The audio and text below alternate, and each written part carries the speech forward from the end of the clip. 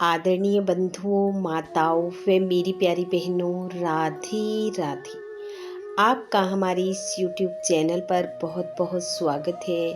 बंधुओं, आज हम इस वीडियो में वैशाख महात्म का 22वां अध्याय सुनेंगे, जिसे सुनने सुनाने से भगवान श्री हरि की कृपा से शारीरिक व मानसिक रोगों का नाश होता है, पापों का अंत होता है, वे श्री हरि की विशेष कृपा प्राप्त होती है।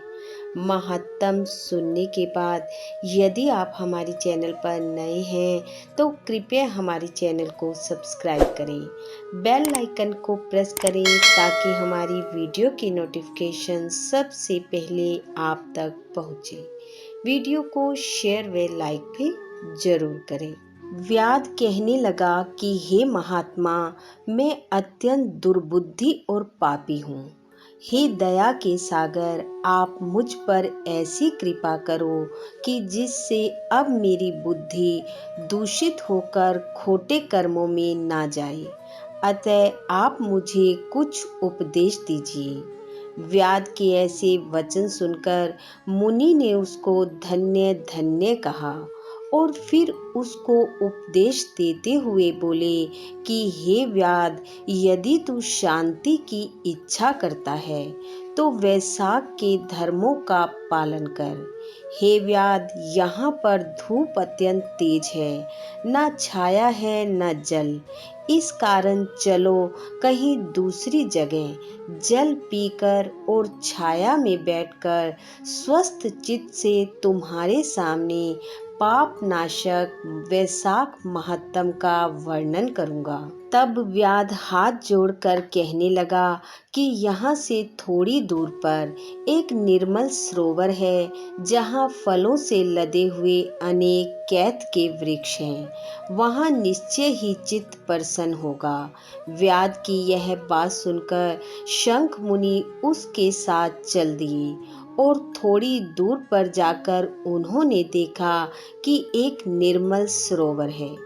मुनि ने उस सरोवर में स्नान किया और फिर देव पूजन कर व्याध के लाए हुए श्रमनाशक मीठे कैथ के फल खाए।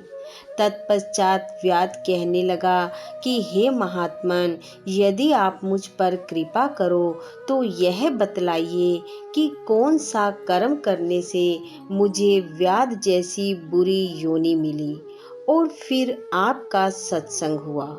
मुनि हंसकर कहने लगे कि पूर्व जन्म में तुम शाकल नगर में वेद पाठी ब्राह्मण थे। तुम्हारा नाम स्तंभ और गोत्र श्री वत्सा। एक वैश्य से तुम्हारा प्रेम था।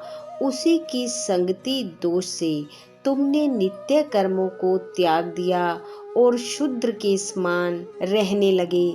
इस प्रकार तुमने आचारहीन होकर धर्म का त्याग कर दिया।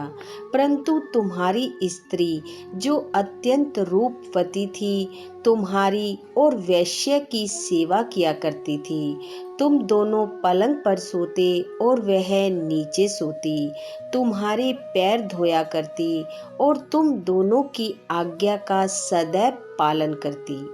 वैश्य के मना करने पर भी वह पतिव्रता वैश्य सहित तुम्हारी सेवा करती थी।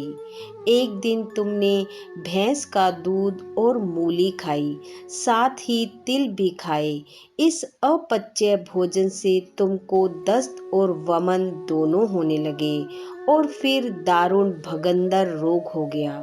जब तक घर में धन रहा, वैश्य भी वहां पर रही और अंत सब धन लेकर वह तुम्हारे घर से चली गई। इस पर तुमको बड़ी घृणा हुई और तुमने अपनी पतिव्रता स्त्री से कहा कि मैं अत्यंत निष्ठुर तथा वैश्यगामी हूँ। हे सुंदरी, मुझ पापी ने तेरा कभी कुछ भी उपकार नहीं किया। जो अपनी नम्र भार्या का मान नहीं करते, वह 15 जन्म तक नपुंसक होते हैं। मैं रात दिन महात्माओं और तेरी अवज्ञा करने से निश्चय ही पाप योनि में पड़ूंगा। तेरे विनीत भाव पर भी मैं महाक्रोध ही करता रहा हूँ। इस प्रकार कहने पर वह तुम्हारी स्त्री हाथ जोड़कर कहने लगी कि हे स्वामी, आप ऐसा क्यों कहते हो? मैंने आप पर कभी क्रोध नहीं किया। यदि मुझको कुछ दुख प्राप्त हुआ है तो वह मेरे कर्मों का फल है। तुम मेरे प्रति दीनता और लज्जा मत करो। जो स्त्री अपने पति के क्रोध को सहन करे वही साध्वी है। ऐसा कहकर वह अपने पिता व भाई के घर से कुछ धन लाकर तुम्हारी सेवा करती रही। दिन रात मल मूत्र धोकर तुमको शुद्ध रखती, रात दिन नींद आदि त्याग कर अपने भर्ता के दुख से दुखी होकर कहती, हे पितृेश्वरों, तुम मेरे पति को रोग से मुक्त करो और मेरे पति को पापहीन करो। तब एक दिन महात्मा देवल वैशाख माह में गर्मी के मारे संध्या के समय तुम्हारे घर आए।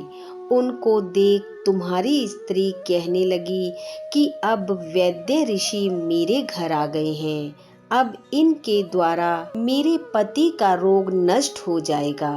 अब तक वैद्यों ने मुझको ठग लिया है। उनके चरण धोकर तुम्हारी स्त्री ने अपने सिर पर वह चरणोदक छिड़क लिया। फिर महात्मा को गर्मी से व्याकुल देख तुमसे पूछकर उन्हें शरबत पिलाया। दूसरे दिन प्रातः वह महात्मा चले गए। महात्मा के जाने के बाद तुमको सन्निपात हो गया और जब तुम्हारी स्त्री तुमको त्रिकुटा पिलाने लगी तो तुमने उसकी उंगली को काट लिया और तभी तेरे दांत जोर से भिज गए और उसकी उंगली तेरे मुख में रह गई। ठीक उसी अवस्था में तुम्हारी मृत्यु हो गई और मृत्यु के समय उसी वैश्य के ध्यान में तुम्हारे प्राण निकल गए। तब तुम्हारी स्त्री अपना कंगन बेचकर ईंधन लाई और तुम्हारी चिता के साथ ही वह भी सती हो गई।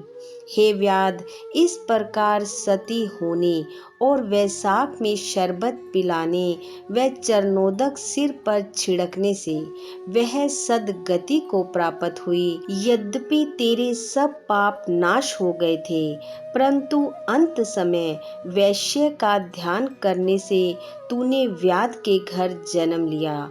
इसी कारण तू सदा हिंसा में लगा रहता है। तूने अपनी स्त्री को शरबत पिलाने की आज्ञा दी थी, इसी कारण व्याध योनि पाकर भी धर्म पूछने की तेरी सद्बुद्धि बनी रही।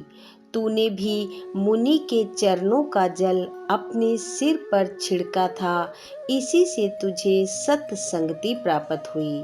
तुमने अपने पूर्व जन्म में जो कर्म किए वे सब मैंने तुमको बतला दिए। तेरे ये सब पाप पुण्य मैंने दिव्य दृष्टि से देखे हैं। अब तुम्हारी कोई और गुप्त इच्छा हो तो वह भी पूछ लो। तेरा चित्त अब शुद्ध हो गया है, अतः तेरा कल्याण होगा। इति वैशाख महात्म 22वां अध्याय समाप्त। बोलो विष्णु भगवान की जय।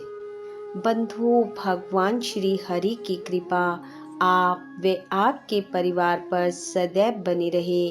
आपका घर आंगन खुशियों से महकता रहे। इन्हीं शुभकामनाओं के साथ आप सबका बहुत बहुत धन्यवाद। राधे राधे।